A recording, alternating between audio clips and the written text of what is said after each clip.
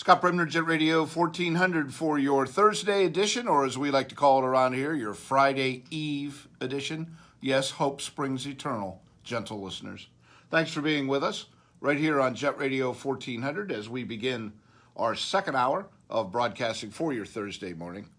As we said last hour, we are here now to talk a little bit about The Storm, the Erie-based musical that is looking to make it to the Great White Way. And we are fortunate to have joining us a producer, Charles Messina from New York City, who is attached to the project. Charles, good morning. Hey, Scott, how are you this morning? I am well. We really appreciate your time. Thanks for spending a few minutes with us as we want to get your insights about how this project is going and your reasons for. Why don't we begin with that? Begin with your reasons. What was it that when you first started to talk to Jeremy and see this project that you thought that this was something that was worthy of your time?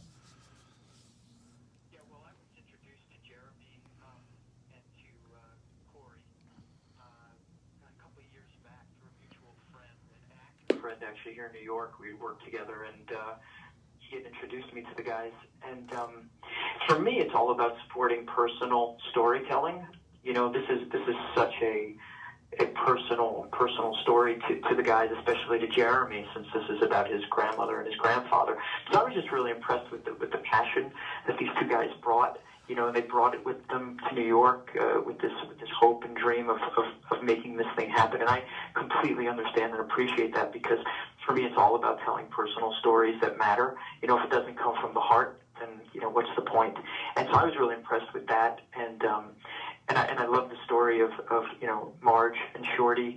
I just think that they're two great characters. And of course, I never knew them, but to get to know them on the page and on the stage, I think is just that was an honor. And yeah, for me, it's about supporting personal storytelling.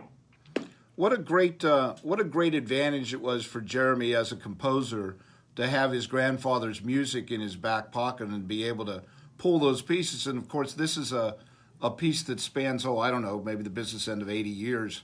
And it's so great that he's able to pull from some of that work and some of the things that were written at that time from his grandfather to help tell that story. It's got to be more along that lines that you're talking about, of a personal attachment and adding an element that a lot of composers probably wouldn't have access to.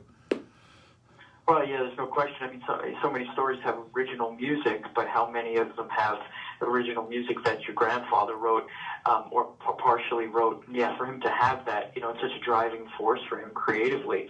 And to see that completion on the stage, I mean, you know, who wouldn't want to be part of that journey? I mean, that's once-in-a-lifetime type stuff. And yeah, and you know, of course, I've heard some of the music, and we've worked with some of it and developing it, and yeah, that's a gift. That's a gift that his grandfather gave him, and then a gift that he in turn is giving to all of us. So I'm proud to work with him on that.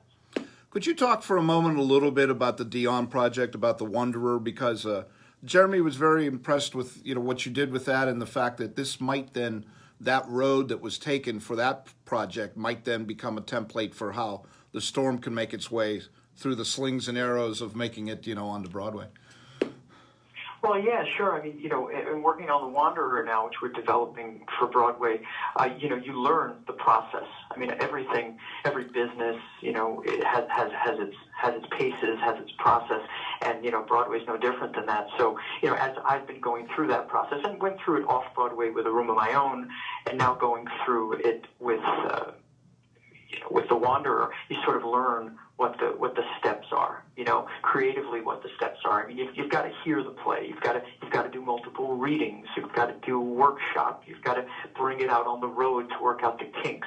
And then you circle back. You know, you bring it to a significant regional somewhere in the country, and then bring it back into Broadway. You know, the risks when you're talking about Broadway and the investment of not only money but time and energy, creativity are so great. They take, you know, years. I mean, these projects take years, you know, so from their inception and their seed to development to honing the script. And, you know, I'd say it's development right up to, you know, previews until that first curtain opens and until everything is locked, you know, until that curtain opens on Broadway.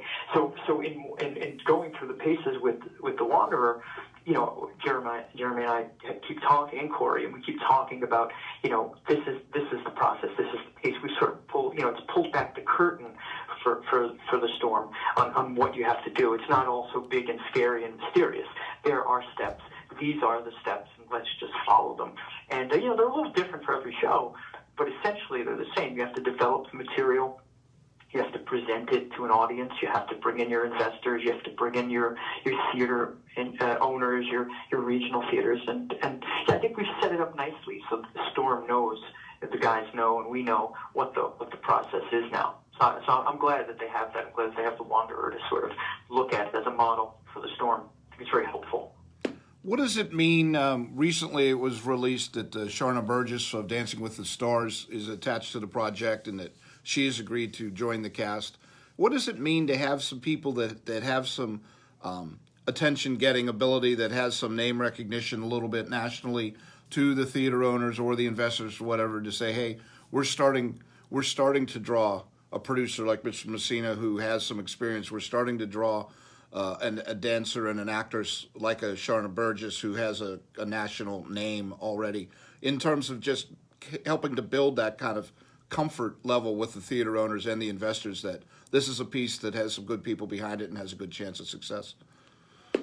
Well, yeah, that's exactly right, Scott, and you said it because, well, two things. One is creatively, you want the best team you can put together, and the best team, are the people who get it, who get the story, who understand it, who are incredibly talented, like Sharna.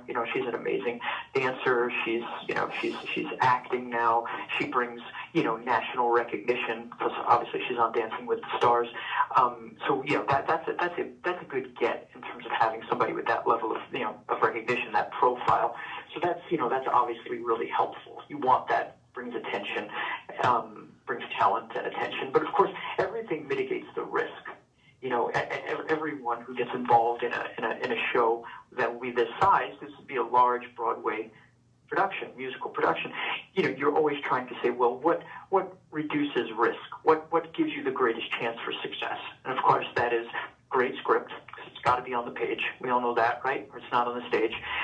Great team of people, behind the scenes. You're talking general management. You're talking producers. You're talking, people that the audience may never see, Thanks, but Rick. who you put the building blocks together for the show. And that's really reassuring to the people who are investing in the show, to the theater owners who are going to put you in their space. And, they're landlords, so they want you to be able to pay your rent every month. They want you to be able to stay in the theater. So they want to know that you have a talented cast. People have done it before. They want the material to be strong. And that's true of regionals, too. All of these people have to see the product as complete and ready, and in good hands. So sure, having someone like Sharna attached only helps us. It's a very good thing to have her attached to this. And attached basically just means that she has agreed to do the show, to be part of the development of the show, and to be in the show. And that's a big deal for us.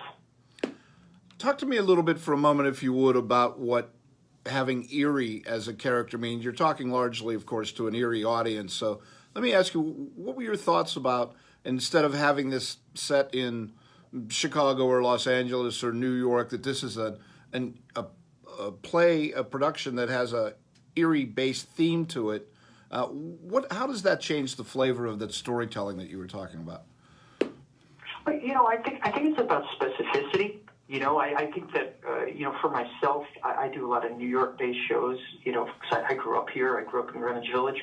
And so, it's understanding the specificity of how those people talked and how they walked and, how they fought and the places they'd go to. And, of course, with Jeremy, he's walked those streets. He's part of it. It's in his DNA. It's in his blood.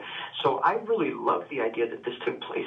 And this takes place in a location and in a setting that is so personal to him, because you can get the specifics of it. And then just on a grander scale, I think, having this show set in a place that I don't know of any other show that's ever been set there. And I just think that adds the uniqueness of it, and I really think audiences will appreciate that. I really, really do. I think that's a big selling point of it, is the uniqueness of the fact that it's set there. We're starting to run out of time, so I wanted to ask you if there was anything you wanted people to think about in the months to come. We know tentatively there is an equity workshop, which is one of those performances made to people like investors and theater owners to try to get them on board with what's happening. But what should Erie look for in the coming months in terms of how this production moves forward, how you get on the road that is what Jeremy calls the path to Broadway? Yeah, well, I mean, I think we're already on that path. So I think that what people should pay attention to is in the coming weeks and months ahead is there'll be announcements. Obviously, Jeremy will put them up on his website. But yeah, the workshop will be the next big step. We'll be working that and developing that over the next couple of weeks and months ahead. And as we get toward March or April, where we actually put this thing on the stage, and then people can come and see it. They can come to the workshop, which we'll have in New York City, and they can see it for themselves. And before it heads out onto the road. So I think that, the people from Erie who are interested in this project, and I hope they all are, should keep a close ear to it, because this is going to make a big, big splash soon. Writer, director, producer, Charles Messina, thank you so very much for taking a few moments with us. We really appreciate it. Obviously, Erie is fascinated with this project and will certainly be paying attention in the months to come. Thanks, Scott. Have a good day. All right, so it's not every day you get a Broadway producer to call your little radio show. Not bad. We'll be following up on that, obviously, in the months to come. Because it's hard for people who haven't been on that road to understand how big a step that is. But the people, Jeremy Long and some of the people that are attached to this project, are genuinely excited that it has gotten to this point. That you have somebody like Sharna Burgess attached to the project, that you have somebody like Charles Messina attached to the project, that this isn't just out there floundering looking for some footing, that this is a project that's now on a very definite path, and they're attracting name talent to it, which is an essential step. And as we said, I don't know if I said on Facebook, I said on the radio, that things that are coming up is this equity workshop, and then perhaps a regional tour, regional theater.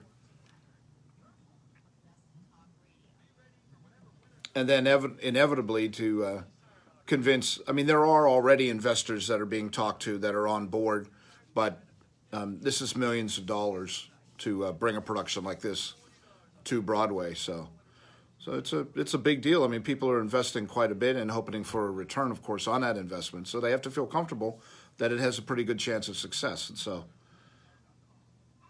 it's building that energy, but the people who know what the path to Broadway is are genuinely excited about where they are right now, that they feel that this has a legitimate chance. So we're more than happy to pay attention and follow it, because I think it's fascinating.